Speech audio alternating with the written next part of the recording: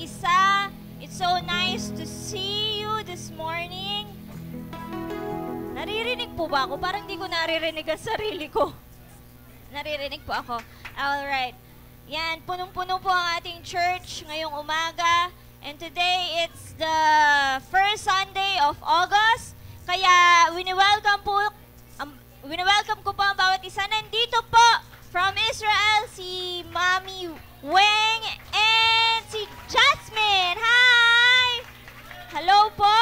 Magandang umaga po. Sino pa po? Who else? Wini-welcome ko po kayo kung kayo po ay new or old. We welcome po ang bawat isa sa ating JFBC. Alright, so this week po, marami pong nangyari sa church, school. I don't know if naka-in-sync po ang aking announcements dito and doon sa media team, but sige, pauunahin ko po ang media team. First po is, nag-start na po ang classes sa Jesus Flock Academy, Anilao. We thank the Lord for His faithfulness sa ating school, and truly nakita ko po na ang mga bata ay very excited, no? Pati teachers excited. Excited ba ang teachers nung first day of classes? So na-enjoy naman po ng bawat isa ang kanilang first day of classes. Meron bang mga videos? Just pictures, ano? And marami pa pong mga new students sa ating JFA. We haven't started our orientation, ano? Medyo pahuli po yung ating, hindi naman pahuli, sa bandang gitna po ating orientation.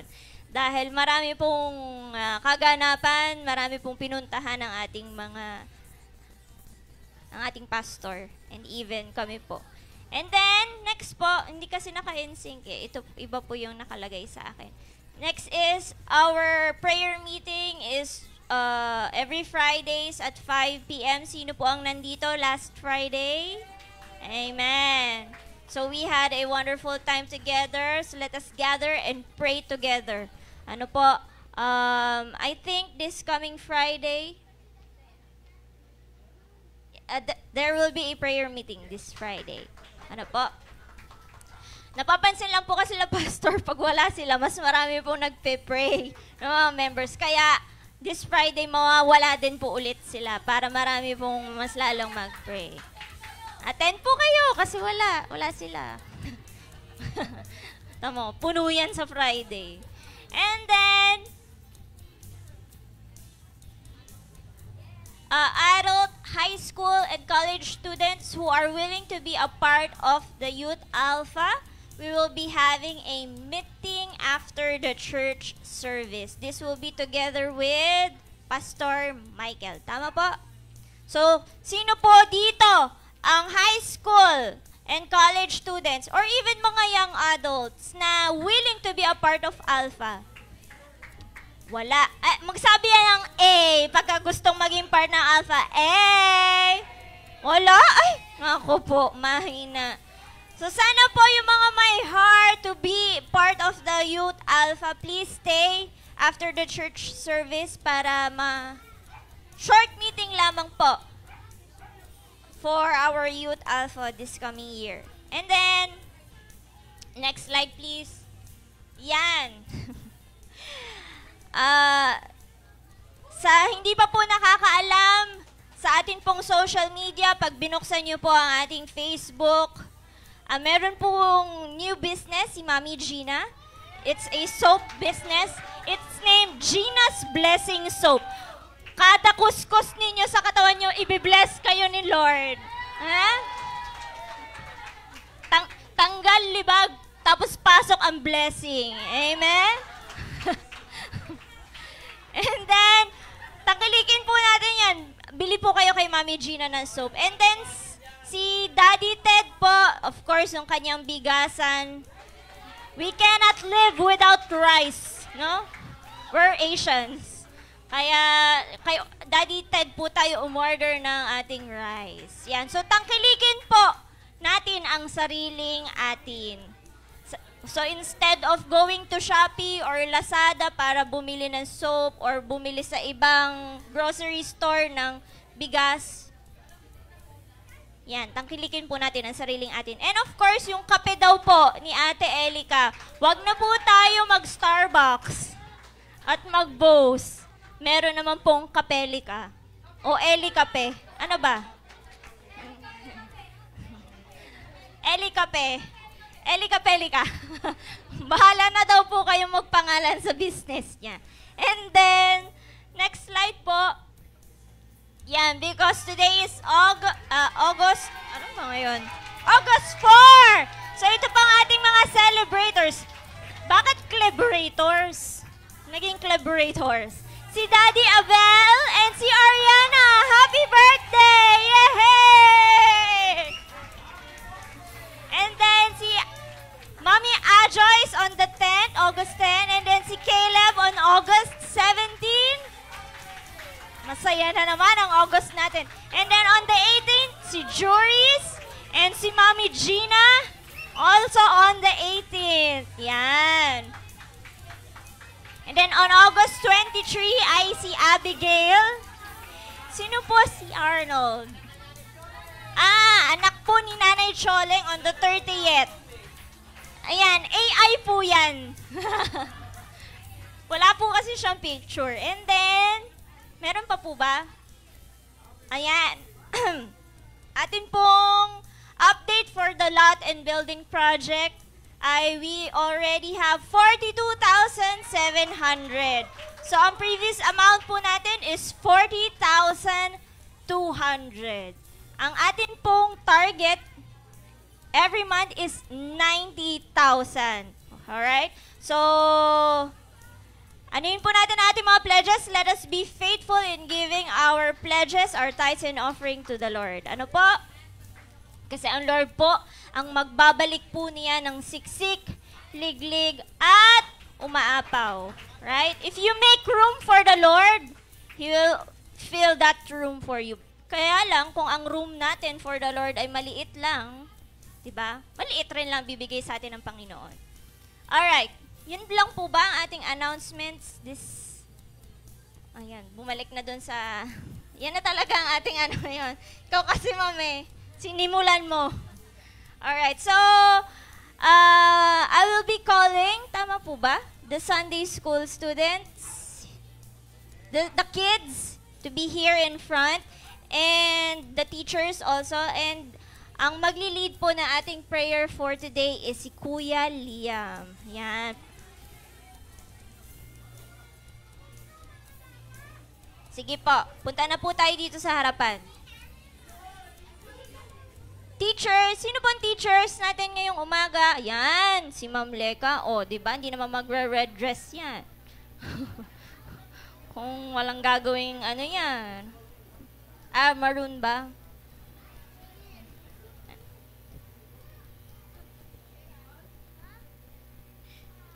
Dear Heavenly Father, we come before you today with grateful hearts. Thank you for this day and the opportunity to gather together to learn more about your love and your word. Bless our times together as we study, play, and grow in faith. Help us to understand the lessons you have for us and to carry them into our daily lives. Guide us in showing kindness, love, and respect to one another, and help us to be a light in the world just as you are a light to us. In Jesus' name we pray. Amen. Thank you, Kuya Liam. You are dismissed. Okay. Tatawagin ko na po sa ating harapan ang ating pastor, si Pastor Michael, to teach us the word of the Lord this morning. Palakpakan naman po natin si Pastor Michael.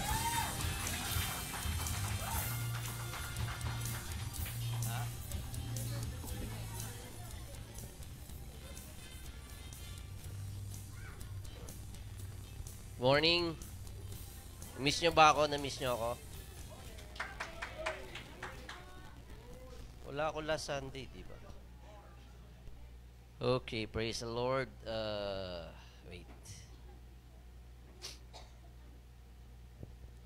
Kaya trying to echo what Pastor Jerome, okay, our senior pastor in Manila, shared sa ika 40th anniversary, okay, what transpired during the time na kami po ni Ma'am Eunice ay wala rito because sa dahil nga ni-required kami ni Pastor Jerome to be there, no? And it was really a wonderful experience na minsan lang naman, no, na kami mawala and be able to attend the church in Metro Manila. And we thank God for the leadership ni Pastor Jerome at ng mga leaders natin to be a part of the blessing of God as a whole, no? Hindi lamang sa Maynila pero sa lahat, maging sa mga provincial churches ng Jesus Flock. So we celebrated 40 years. Okay, pero I came to know the Lord 1983. Okay, Jesus Flock has been existing since the late 70s actually. Kaya lang hindi sila wala silang SEC, no? Okay, in 1984 sila nag-apply for SEC sa Securities and Exchange Commission. Pero since late 70s, existing na ang Jesus Flock. And so, 83, I came to know the Lord. That year, high school, ma-attend na kami ng church. Okay. And so, lumalabas na 7 taon lang ang ang tanda nila sa atin kasi 33 na ang Jesus Flock here in Batangas. So 40 years, kay katulad ng mga Israelita na paikot-ikot sa ilang sa wilderness, and they were able to enter the promised land exactly after 40 years. And I believe that's also what God is doing right now, no? Sa church ng Jesus Flock na we're going to enter the promised land, which is the land of flowing with milk and honey, land of abundance. Do you believe that? Okay. And so, let's all stand up as I will read to you Isaiah 54, verse 2 and 3, I think. Okay. 2 lang pala.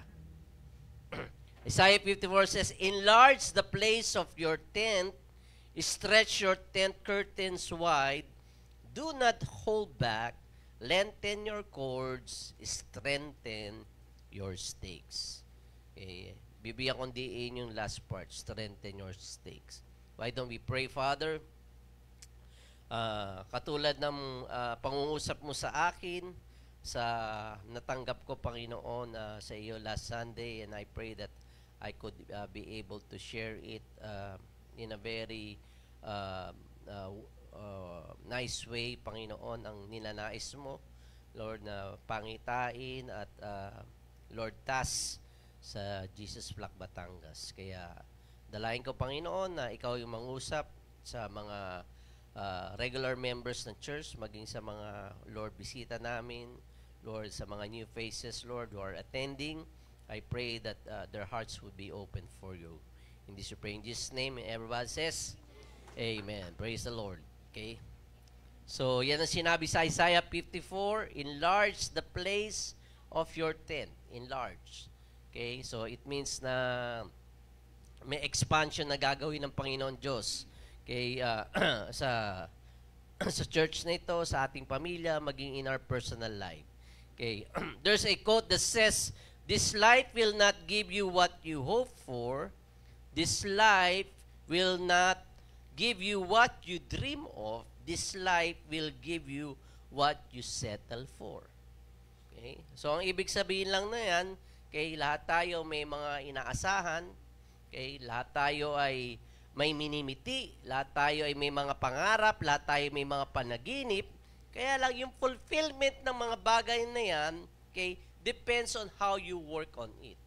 Okay? Kung tayo ay magsisipag sa biyaya ng ating Panginoon Diyos, sa tulong ng ating Panginoon Diyos, maaaring may mga panaginip ka, maaaring may mga pangako ang Lord sa iyong buhay, pero wala ka namang ginagawa. So, pangarap lang yun. Okay? It would not be fulfilled in your life. And so, the Word of God says in Isaiah 54, as I've said, enlarge means to expand. Okay? When you do expansion, it means much work. Okay? Kinakailangan trabahuin. Maraming trabaho ang mangyayari. And so, sa accomplishment natin as a church. Okay, we've been the ministry here is been for 33 years. Okay, and kuminsan we want to settle, no? Meron na tayong sariling fellowship area, naka-air condition. Okay na 'yon, tama na 'yon. Okay? Pero hindi po doon natatapos, no? Okay, we want to expand, we want to enlarge. Okay, we want to pursue more. Okay, we don't want to settle. Hindi kinakailangan tayo mag-plateau. Okay? O maaari nakakit nga tayo pero kung minsan nagpla-plateau tayo, okay, we just want to relax. It's okay to have relaxation, no? Okay? Pero hindi habang buhay magre-relax ka, because I believe that God wants more for us to accomplish in this life sa buhay nito. And so when there's an expansion, when there's an enlargement, kay nagiging busy tayo, no? Kay at kumisa sa dami ng ating mga ginagawa, usually ang tinatamaan sa atin ay yung ating relasyon sa isa't isa. Okay, our relationship. Okay, yun ang medyo tinatamaan. Kaya sabi sa Psalms 119 verse 18, okay, this is what David prayed, "Open my eyes that I may see the wonderful things in your law." Okay? So we need to open our eyes. Okay? Kinakailangan buksan natin ang ating mga mata sa mga magagandang bagay, okay, na ginagawa ng ating Panginoong Diyos sa ating kalagitnaan. Okay? And most of the time, okay, we are blind to the obvious. Kung ano yung obvious, yun ang di natin nakikita. Pero kung ano yung obscure, yun ang ating napapansin. Baliktad tayo minsan, no? Okay? Yung obvious na ginagawa ng Panginoon Diyos sa ating kalagitnaan, yun di natin napapansin. Okay? Pero yung hindi ka pansin-pansin, yun ang pinupunan natin. Di ba? Okay? Baliktad. Okay? Kaya, I think when there's an enlargement, when there's an expansion, when there are things that God wants to do more, okay, sa ating church, okay, kinakailangan we need to strengthen our relationship. Okay? The last part of the verse na Isaiah 54 verse 2 is strengthen your stakes. Okay? So, ang tent, may mga peg yun, no? May mga stake, may mga bakal na kinakailangan mong ibaon, okay? Kinakailangan mong i-hammer down into the ground deep, okay, to make it stable, para maging matibay yung iyong tolda, yung iyong tent. Okay? So, it speaks about that we need to strengthen our relationship. Okay? We need to drive it deep and strong, or else it would go sideways. Kung hindi matibay yung pagkakalagay mo, pagkaka-hammer mo ng tent, okay, pagkakabaon mo ng tent sa ground, okay, definitely, pag may dumating na malakas na hangin, okay, tutumba lang to, bubuwal lang ito. And so, okay, we need to have a healthy relationship, okay, as a church. Iba-iba tayo ng personalidad, ano po? Iba-iba tayo ng karakter. Iba-iba tayo ng pinanggalingan, iba-iba ang ating background. Okay? Pero kinakailangan, pag nagsama-sama tayo, ay ma-build natin, ma-establish natin yung strong relationship, okay, sa bawat isa sa atin. Okay? So, having a strong foundation, okay, I believe everything falls into its right place. Do you believe that? Okay? Pag matatag ang ating samahan sa isa't isa, matatag ang ating relasyon sa isa't isa, kay ano man dumating na tagunos o bagyo, ay kakayanin natin.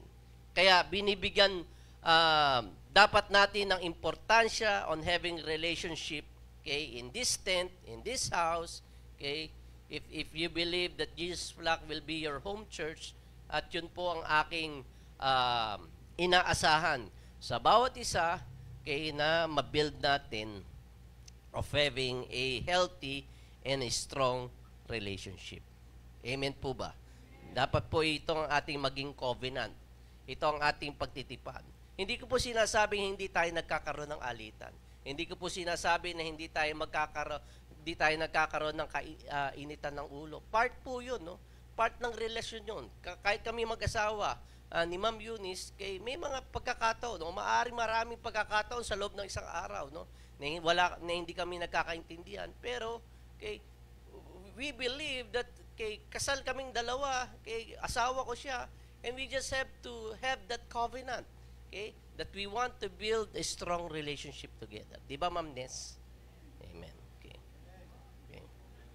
So we need to pursue that. Ipupursue natin. Okay? Maging sa ating church. Because Satan will do things. Okay? Satan will do his power and all his strategy para siya po ay magtanim ng division in this house, in this tent. Okay? Wala pa naman nangyayari pero mostly may mga issue, may mga pagkakataon, no? Okay, na yun ang ginagawa ng kaaway. Okay? Para tayo ay magkawatak-watak, magkahiwa-hiwalay. Okay? And so, I believe that importante sa Panginoon Diyos yun na we build a strong relationship, healthy relationship, okay, with one another. Sa Luke 10 verse 25 to 27 says here, okay, on one occasion an expert in the law stood up to test Jesus. Okay, merong daw lawyer na sinubukan ng ating Panginoon Kristo. Teacher, he asked, what must I do to inherit eternal life? Okay? At itong reply ng Lord, what is written in the law? Okay, he replied, how do you read it? Okay, he answered, love the Lord your God. This is what Jesus said. He answered, love the Lord your God with all your heart and with all your soul and with all your strength and with all your mind, and love your neighbor as yourself. Okay? So kung paano mo tinatrato ang iyong sarili, gayon din ang pagtrato mo sa kapwa mo. Okay? Kung barubal ka sa sarili mo, okay, sa palagay mo ba magiging maigig ka sa kapwa mo? Hindi, di ba? Okay, barubal ka din, okay, sa iyong neighbor. Okay, so what this verse saying is that kay itong lawyer na to, hindi ito yung sa abogado, no? Kay ito ay lawyer sa law ni Moses, okay, and anong dapat gawin to inherit the kingdom of God. So ang sinabi niya, what is written in the law? Okay? Kung ano yung nasa batas, hindi mo pwedeng baguhin na yun. Okay? It's written already there. Black and white yun. Okay? Wala tayong question doon. Okay? Pero the question is that how do we read it? Paano natin binabasa? Paano natin i-interpret? Paano natin binabasa ang salita ng ating Panginoon Diyos? Kung minsan we construct, bumubuo tayo ng isang theology o katuruan sa ating mga kaisipan according to what we have read in God's Word, okay, and in accordance to our selfish desire. Okay? Iniaayon natin doon sa ating sariling kagustuhan, sa binabasa natin sa salita ng Panginoon Diyos. Okay? We don't read the Word of God, okay, according to what the Holy Spirit is saying. Okay? Kung hayaan natin ang banal na Espiritu ng Diyos ang siyang maggabay sa lahat ng ating binabasa kay sa salita ng ating Panginoong Diyos, then we would not be able to make mistake. Naunawaan natin sinasabi. So pinupunto ng ating Panginoon Diyos doon, kung ano yung nakasulat dyan, okay, black and white, hindi na mababago. Okay? Ang nababago lamang is how you read it, how you interpret it, okay, how you construct your own theology according to yung selfish desire mo. Right? Sa maraming mga churches right now are hiring pastors, and they are saying to the pastor that they hire, these are the things that you just have to preach. Itong mga bagay na ito, you don't preach here on church. Because these are the things that they don't want to hear, and these are the things that they want to hear. Hindi po pwede yun. Dapat i-allow natin ang banal na Espiritu na siyang magturo sa atin. We need the Holy Spirit to have the freedom in the church, okay, kung paano tayo gagabayan, kung paano tayo itutuwid, kung paano tayo itatama, kung paano po tayo tuturuan. Okay? At yung pangalawang flaws kay nitong kausap ng ating Panginoong Kristo is that, okay, how do we inherit the kingdom of God?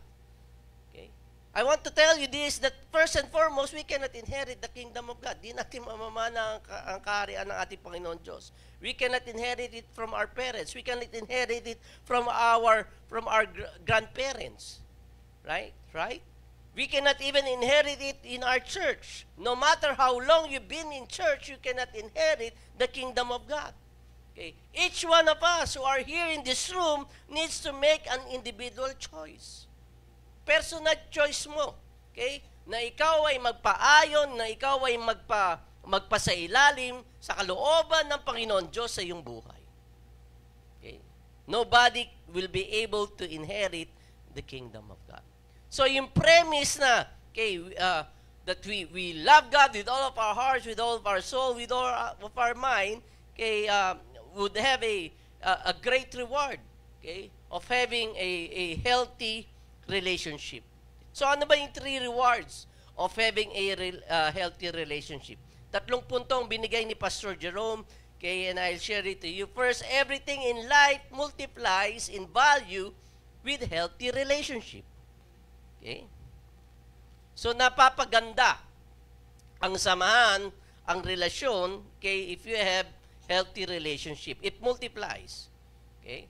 Maaaring ikaw ay multi-millionaire, okay, but if you don't have healthy relationship amongst your family members, then life doesn't make sense. You feel poor. Okay? Nagiging miserable ang buhay. Okay? Right? Miserable ang buhay mo kahit may pera ka, may dollar ka, may cheque ka, pero kung hindi maganda ang salamuha mo, pakikipag-ugnayan mo sa loob ng pamilya, miserable. Right? Tingnan mo ang katabi mo. Okay? Kung galing sa miserableng pamilya, okay? Hindi masaya. Okay? Kahit mayaman, kahit bago ang damit. Okay?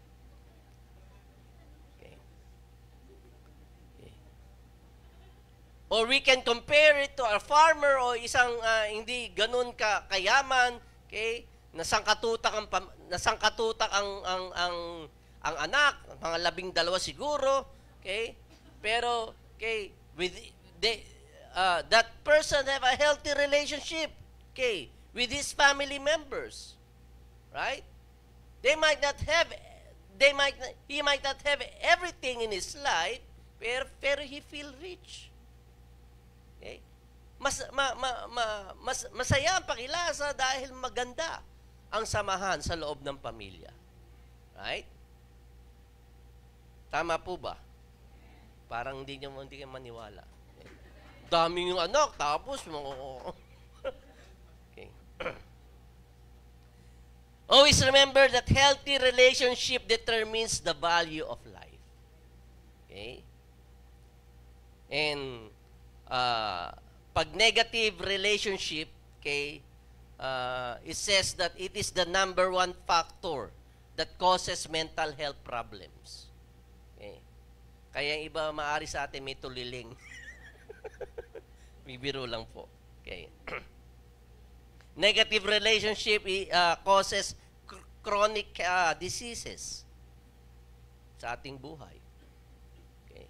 Dahil yung stress level natin rises up. Okay? At it also caused increased death rate. Maraming nagsisuicide. Dahil hindi nga. Okay? Ang feeling ng tao na magsisuicide, walang nagmamahal sa kanya. Nag-iisa lang ako. Okay? That he is alone.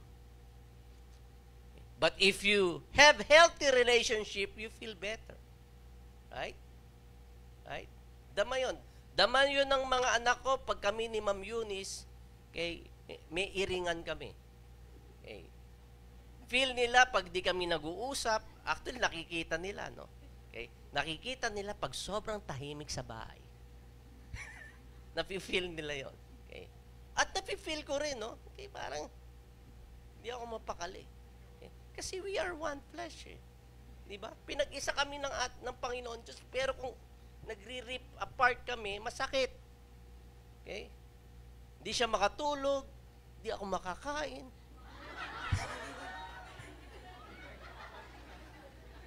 Tagyawa at sailong.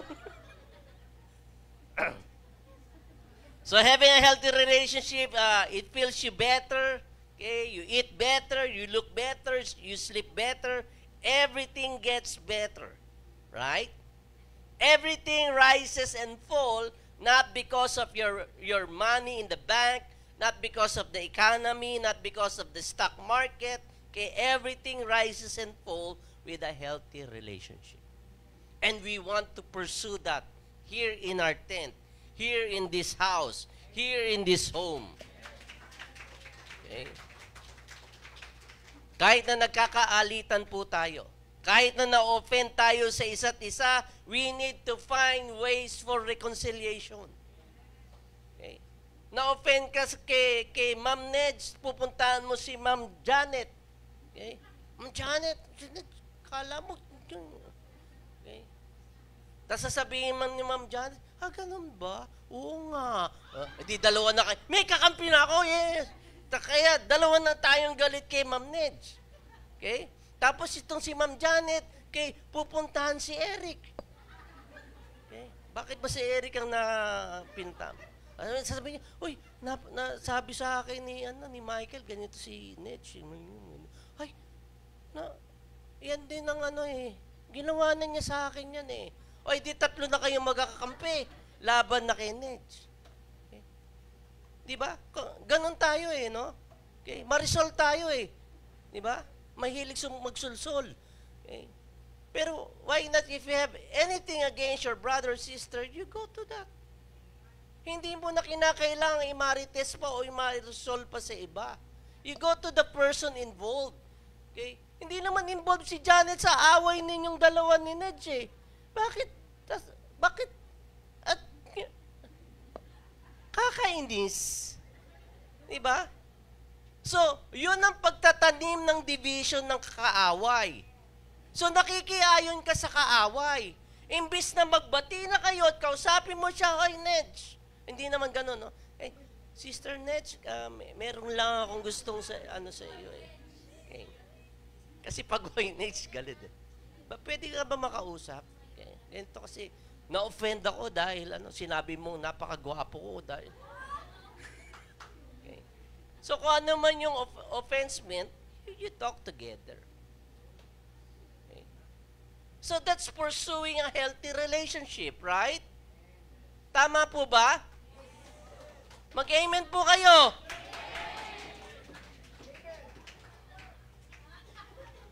Ano?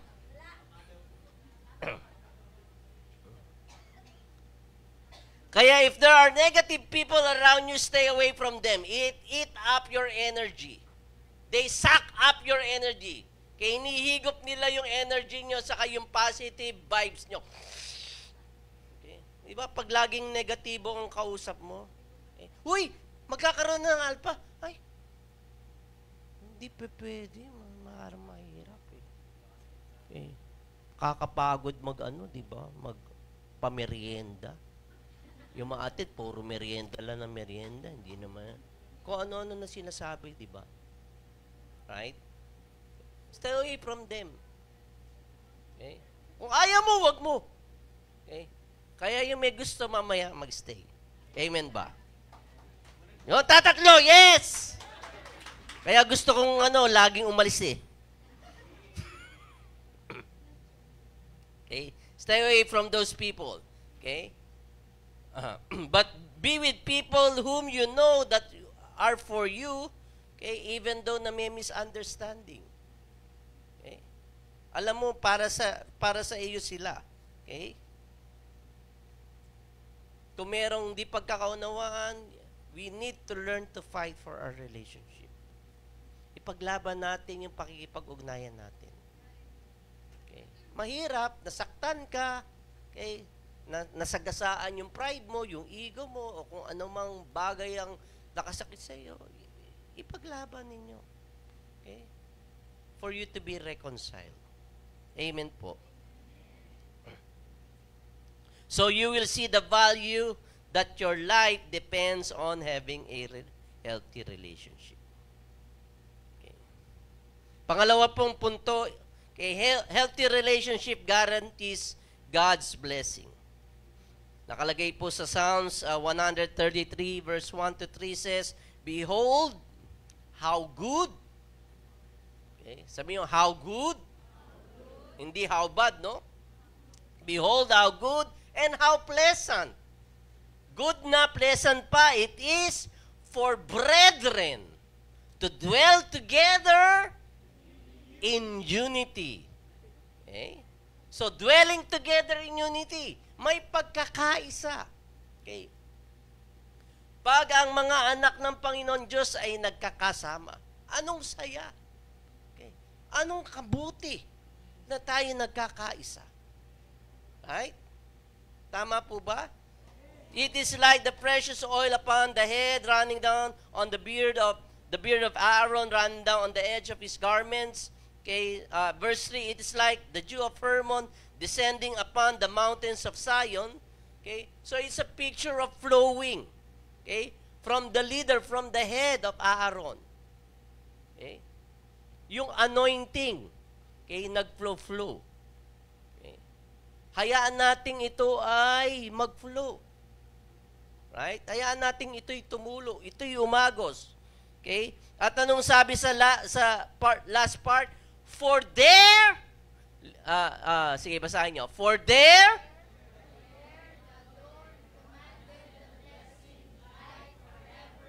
okay. Look at that. When there's unity, it is equivalent that the Lord commanded the blessing. Life forevermore. It guarantees the blessing of the Lord. Hindi niya sinasuggest na pag may unity, may blessing. Anong sinasabi dito? Pag merong unity among the brethren, He commands. Sabi niyo, commands. Okay? So the heaven stop everything that they're doing and God saying, it's time to bless those people. He commands it. Inuutusan niya, okay, na mapagpalain ang mga kapatiran na nagkakaisa. Right? Napakaganda po. Okay, ang pangako ng ating Panginoon Diyos. Okay? To every family business, okay, to every church, okay, may mga kultura tayo, okay, at dito sa church na ito, we want to have a culture of healthy relationship. Sabi mo, healthy relationship. Kung wala tayong healthy relationship, kung wala tayong pagkakaisa, then we cancel God's blessing. Yun ang negative noon eh. Okay?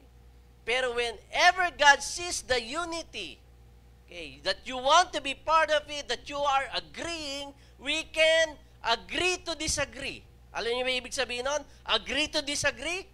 Alam niyo ibig sabihin nun? Alam niyo pala, hindi ko na-explain. Okay.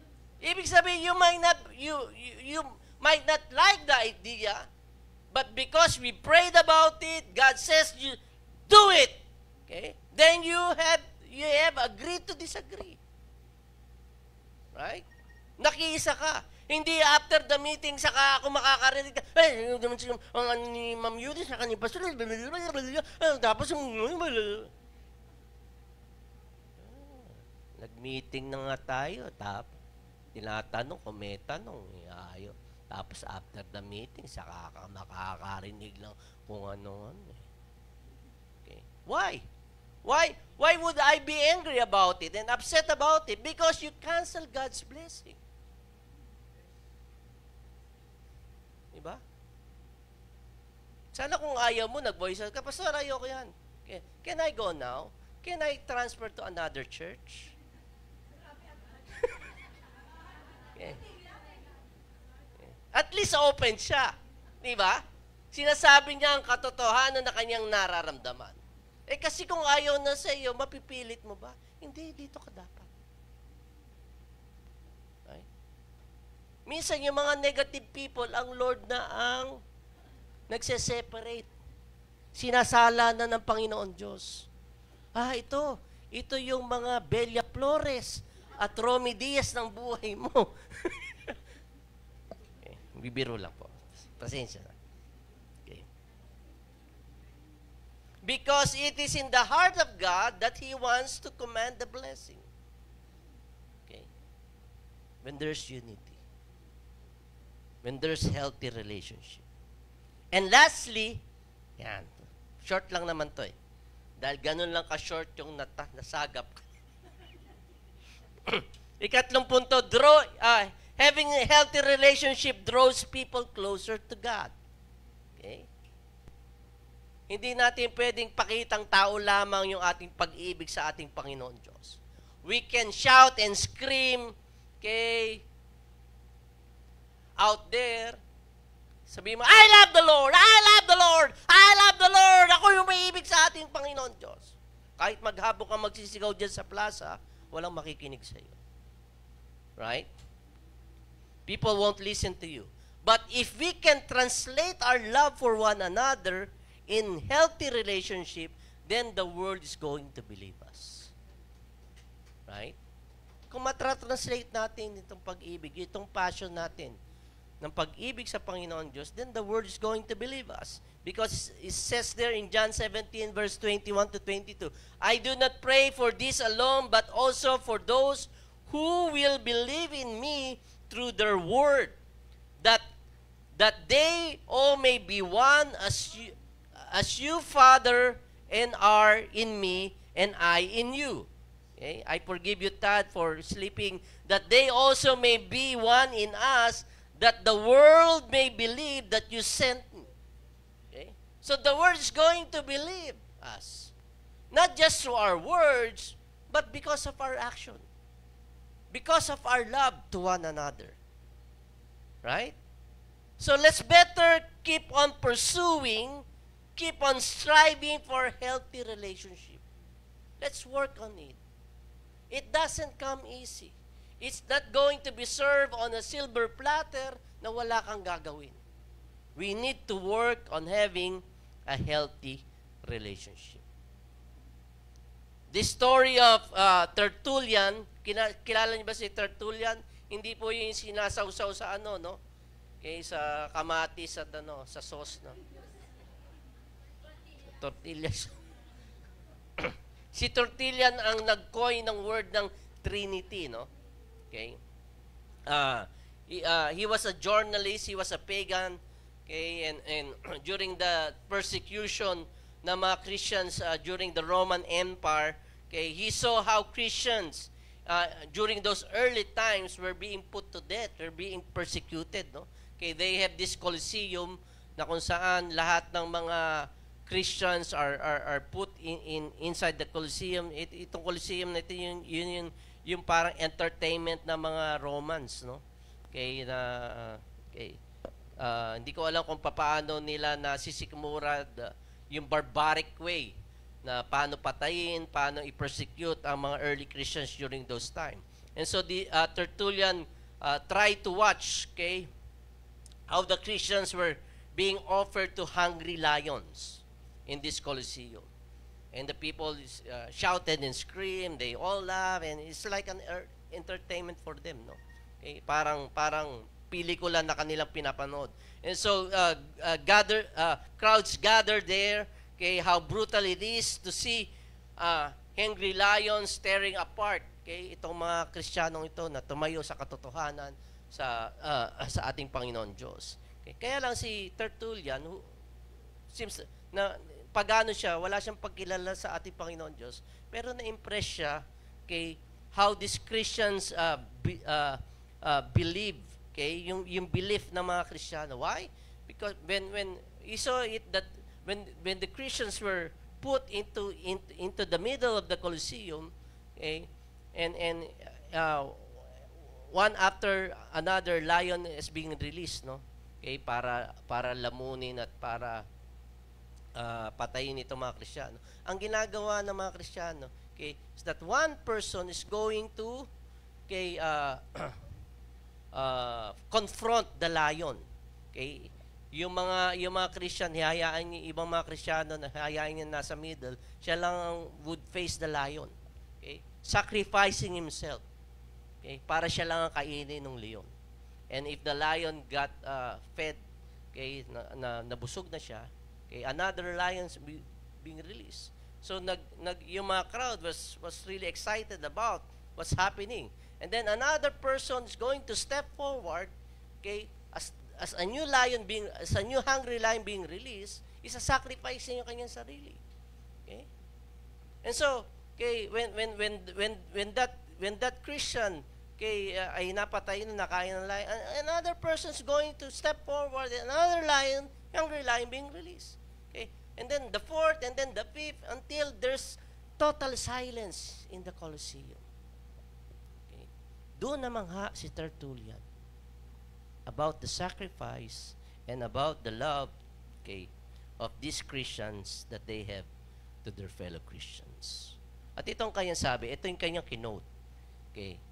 That's why he started defending the Christian faith during his time. Pagano siya, pero nagkaroon siya ng paghanga at relasyon sa ating Panginoon Diyos because of these Christians, okay, who gave their lives. Okay. Ang sabi niya, Christians are very unique, and one thing I notice is how they love one another. Yun ang tumatak sa kanyang kaisipan. Kaya mga kapatid, mga kaibigan, let us keep on striving. Let's keep on pursuing healthy relationship. Let's work on it. Okay? Let's drive the stakes deeper. Okay? At bilang challenge po sa inyo, okay, I'll be ending with another story. The book of Russell Cornwell. Okay, this is a true-to-life story, okay, ni Ali Hafed. Okay, si Ali Hafed was a farmer, okay, who had a beautiful family. Malapit siya sa sa African region nakatira. Okay, and he owned acres of land. Okay, he was a farmer. He owned acres of land. He had a beautiful family. And then one day he was visited by a monk. Okay, and this monk started to share the story, okay, of diamond mines, okay, being discovered around the region, and in every place of the world. So na-fascinate si Ali Hafed about that, okay, about those diamond mines, no? Okay, and so he decided to sold his farmland. Okay, he decided to sell his farmland, okay, for a very cheap price, and left his family, okay, and in order for a quest, okay, for diamonds. So he used the money to go and travel wherever, okay, the news of diamonds being discovered, okay, but to no avail. Okay, 12 years siya, okay, nag-quest for diamond mines, and ang nangyari for those 12 long years, okay, dahil walang nangyari sa quest niya, he committed suicide. He committed suicide and he died in Spain. Okay? But that's not the saddest part of it, of the story. Okay?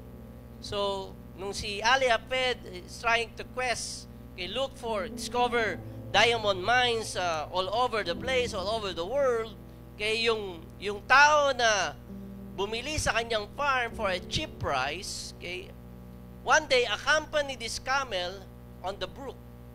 Okay? Doon din sa backyard ng farm. Okay? At sa pag-inom ng camel, he noticed this rough stone. Okay? Na tila pag na sinaga ng araw, nakislap. So he got interested, he picked up the biggest stone, okay, in that brook, okay, and he went home. Okay? And then this monk visited this new owner na nakabili sa farm ni Ali Hafed. Okay? And he saw this stone and he asked, "Where do you get it?" Okay? "Oh, well, I get it from the brook." Okay? Just about 100 meters from this house. Okay? From this farm. Okay? They have about thousands of these stones, okay, lying down on this brook. Okay? And the monk started to see, okay, and inspect the stone, okay, this rough stone, and the monk discovered that this rough stone is diamonds. And so that person never recognized that this rough stone was diamond. Ali Hafed never recognized, okay, na nasa mismong bakuran niya yung diamond mine. At ito po ang naging mark ng history, the discovery of diamond mines that's called Golconda in that region. Alam niyo po, as a church, okay, we need to learn to recognize diamond in their rough state. Na-share ko last Friday, okay, ano yung most significant na narinig mo? Okay, nasabi sa iyo ng tao sa iyong buhay. Okay, that they believe in you, that the hand of God was on you. Okay. Kuminsan, we just have to see, okay, na nasa mismong bakuran, nasa mismong tahanan natin, okay, yung mga taong may potential, yung mga taong may possibilities. Okay. I want to say this, that I believe in each one. May potential kayo, may binhi ng katotohanan ng salita ng Panginoon Diyos na itinanim ang Lord sa inyong mga buhay. You may not see it right now because it is in the rough state. Magaspang pa. But it is God who does the grinding. Okay? It is God who does the purifying and the polishing until the diamond will shine. Okay? Hanggang kuminang ang diamanteng ito. Brother and sister, we need to embrace it in our own backyard. What's inside of you?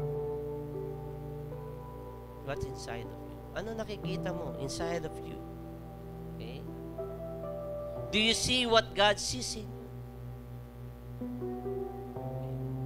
As I've said last Friday, kung Christian life is just attending church Sunday after Sunday, napakababaw ng purpose ng pagliligtas ng Panginoon Diyos sa atin.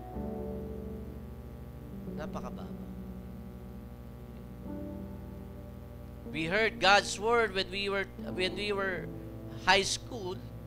Okay, we attended church and people started to, okay, leaders of the church started to prophesy sa buhay namin. And we believe what God has implanted in our hearts. Okay, until we decided to heed God's call. Okay, iniwan namin yung city life. Iniwan namin yung magandang ugnayan namin sa aming mga kaibigan, sa aming mga Christian friends, okay? To go and do missions here in Mabini, here in Manila. Okay? Hindi po naging madali. Ang mga panahon, ang mga taon na inilagay namin dito. But it's worth it. It's worth it. It's worth it. Listen here. Your future is not what's in front of you. Your future is what's inside of you. So what's inside of you? Ano yung nasa loob ninyo? Ano yung binhi na itinanim ng Panginoon Diyos sa ikabuturan ng inyong mga puso, sa inyong mga kaisipan?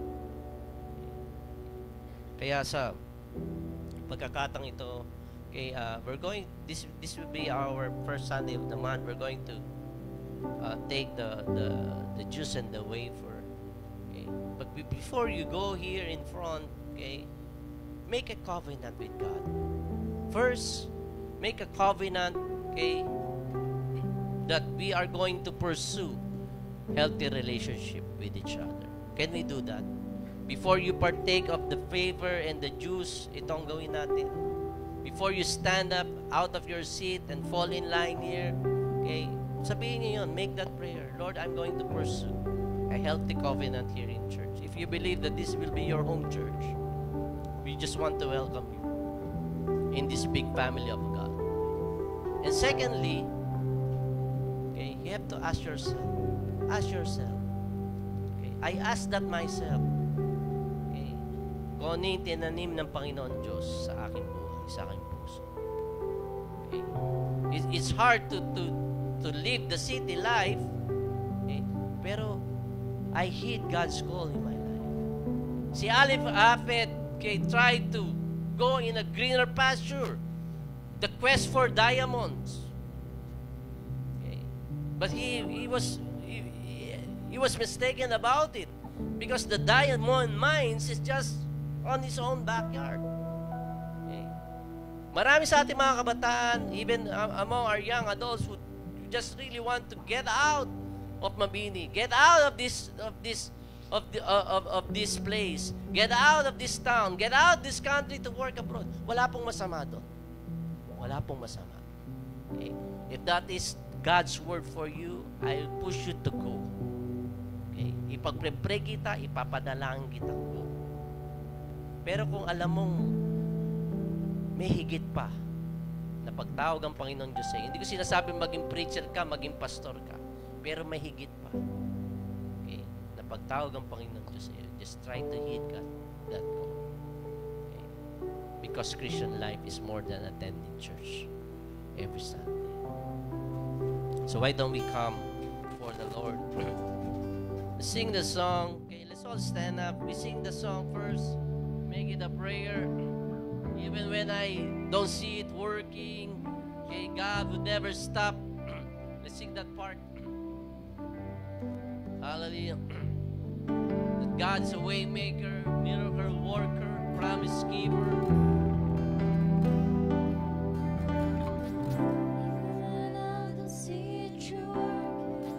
Even when I don't feel it, you're working. You never stop. You never stop. Can I ask them? People who are in charge of the community element. Even when I don't see it, you're working. Even when I don't feel it, you're working. You never stop. You never stop working. You never stop. Sing it. Even when I don't see you working. Even when I don't see it, you're working.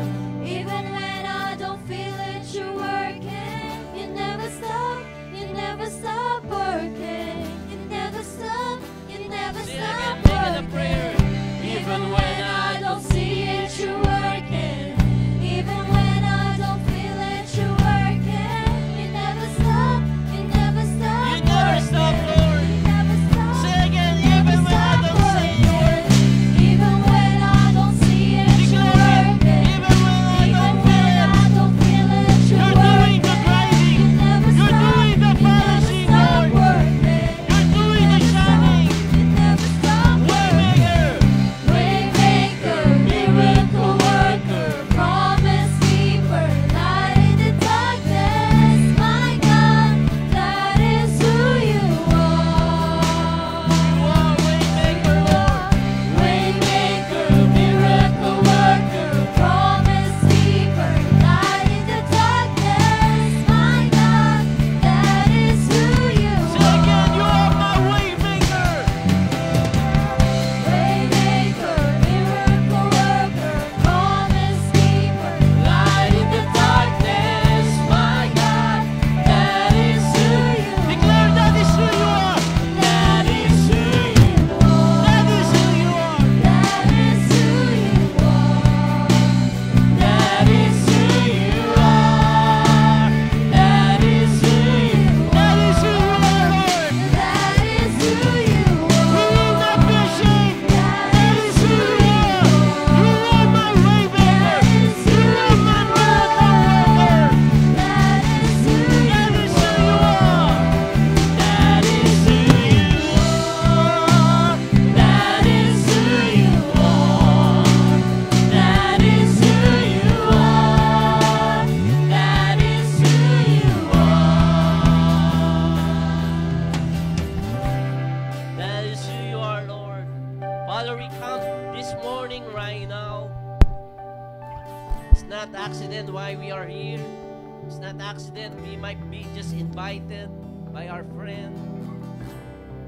But I know, Lord, that you're calling people. You're calling people by their names, oh God, Lord. And I pray, Lord, that each one here would have a listening ears and a listening heart. Panginoon Diyos. Salamat sa iyong salita, Panginoon, na we know we failed miserably sa pag-pursue ng magkakaroon ng healthy relationship sa church na ito. Maraming away, maraming issues, maraming alitan, maraming masasakit na salita na narinig kami sa isa't isa, hindi lang sa kapwa members, maging sa mga leaders, maging sa mga namumuno. And Lord, marami sa amin maaring na-offend because of those words that has been spoken, na mga narinig, and we just want to ask, Lord, for forgiveness. Patawarin mo kami, Panginoon. Patawarin mo kami sa aming pagmamataas sa aming kapwa. Patawarin mo kami, Panginoon, na wala kaming pagpapahalaga in just being able to pursue a healthy relationship. Patawarin mo kami, Panginoon, kung kami nagiging hadlang, kami ang nagka-cancel ng pagpapala mo, Panginoon Diyos, sa kapuluan nito, Panginoon. And we just want to say sorry, Father. We just ask, Lord, that from now on we're going to pursue, Lord, the importance of having healthy relationship with one another. Because there are greater things, Lord, greater tasks that Jesus Flock Batangas Church, Lord, ang nilalayon mo sa amin, sa bawat isa sa amin, hindi lamang as a church, pero maging sa aming mga personal na buhay. Kaya narito kami, O Lord, sa mga sa handa na magpartake ng wafer ng Diyos na ito. Okay, you're making a covenant with God to pursue healthy relationship within this tent, within this house, because there would be much expansion, there would be much greater things ahead of us. Okay, and God wants to command the blessing, okay, not just for this church but for this family. So if you're ready, if you want to be part of it, okay, I want you to get out of your chair, okay, fall in line and partake of the wafer and the juice. Okay, kung yan ang pagtawag sa iyo ng Panginoon Diyos. Sige po, let's do that. Okay, get the wafer and the juice. We're going to partake it sabay-sabay. Ano po, we're making a declaration as a church this very morning.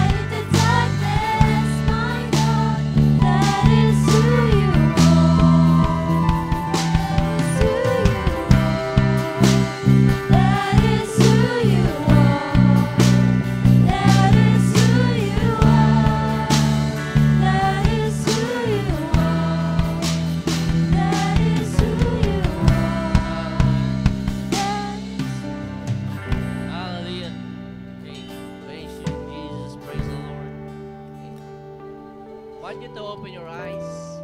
Open your eyes. Okay. I want you to raise the wafer right now and look at the person standing beside you, behind you, in front of you. Okay. Look at the person. Eye to eye contact. Eye to eye contact. Sige. Pag may iyak, we're not ashamed. Okay. Nakilala nyo sila? Nakilala nyo ba? Nakilala nyo? Eye to eye contact. Okay. Okay. People on your side. Okay. Left and right. On your front. On your back. Okay. So, kilala nyo. Okay. So, ito lang mga kapatid, no? I'll be honest with you. Okay. Di natin alam nilalaman ng kanilang puso. Pero right now, because you decided to come and take the wafer, okay, sinasabi mo sa iyong kapatid, I'm expecting something. Nag-expect ako sa iyo, kapatid. Okay? Hindi ko alam kung ikaw'y nagkukunwari, kung ikaw'y totoo, ang Lord ang nakakaalam nito. Pero dahil hawak mo itong wafer na ito, itong communion na ito, inaasahan kita. Inaasahan kita na i-pursue natin ang healthy relationship. Inaasahan kita, okay, na makita mo within you, inside of you, yung purpose at layunin ng Panginoon Diyos sa iyo. Kasi kung Christian life is just going to church, uwian na tayo. Mag-uwian na. Walang kapakarakan. I'm not saying you don't attend church, no? As I've said last Friday, church is good. Okay? Attend church. Okay? Pero kung yun lamang ang layunin ng Lord, napakababaw po. May higit pa. Okay? At I want for God, for you to let it discover it. Ma-discover mo mismo. God is doing the polishing, is doing the grinding, para lumabas yung kinang ng layunin niya at purpose mo sa iyong buhay. So, partake of the wafer right now, expecting the blessing of God, okay, to move as we make this covenant, okay? Receive the wafer and drink the juice. Palapakan po natin ang Panginoon Diyos natin. Siya nagmamahal at umiibig sa atin. Okay. Want you to hold hands together and let's pray. Father, Lord, we confess and declare unity, Panginoon Diyos, sa task na iyong pinagagawa sa amin. Panginoon, hindi lamang ito gawain ng aming pastor, ni Ma'am Eunice o ng mga leaders. Okay. Kaysa kami, Panginoon Diyos. Kaysa kami, Panginoon. At amin pong inaamin to sa amin pong, Lord, pagpartake, Lord, all together ng communion, Lord, this morning, Panginoon, nakikisa kami, Panginoon Diyos. And I know and I believe you're going to command the blessing, O God, Lord. And so, Lord, okay, we align ourselves, Lord, okay, to your purpose and to the things, Lord, that you are about to do, because there's much more, Panginoon Diyos. Greater things, Panginoon, pang gagawin mo, Panginoon Diyos. We would see, Lord, the church growing. We would see souls coming into your kingdom. We would see more students, Lord, in our church school, oh God, Lord, to transform this place, Lord, to transform this nation, Panginoon Diyos, oh God. Kaya, Lord, we want to be part of it, Lord. Nakikippartner kami sa iyo, Panginoon Diyos, Lord, na sa aming munting kakayanan, na sa aming munting talino, na sa aming munting abilidad, Panginoon Diyos, na kami ay gagamitin mo, Panginoon Diyos, to the greater things and to the greater plans that you have for us, O God. And so we are ready, O God, Lord, that you would just, Lord, command the blessing, O God. Command the blessing life forevermore, O God, Lord. And we receive it and we give you thanks. In this we pray. In Jesus' name, everybody says, amen and amen. God bless you po. We're going to continue to worship God as we give our tithes and offering to Him.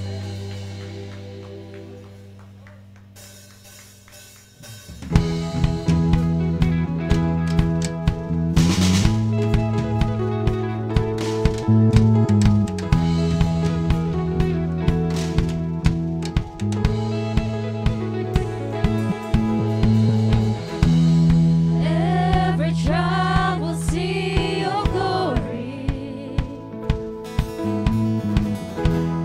Every nation bow before you.